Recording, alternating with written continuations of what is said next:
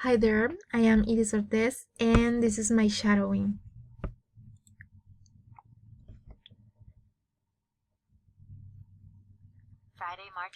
Friday, March 4th, 4th, 2011. More work Worries. The numbers are bad and everyone is a bit tense. tense. My boss is always in a mood. bad mood. It makes It everyone more makes everyone nervous. more nervous. Why is work so Stressful? It is not all It bad. is not all bad. This This morning I received received a phone call.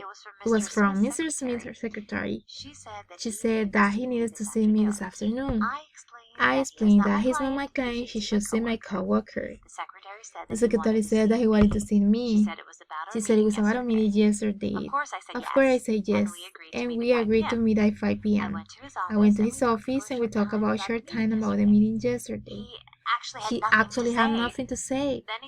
Then he suggested that we go for a cocktail because it was Friday afternoon. He went to a bar near his office. It was very cool and expensive. I felt nervous and shy. We stayed for two cocktails. First, we talked about work. Then soon, we talked about life and family and a lot of things. It was easy to talk to him. I would relax and enjoy being with him. I am excited.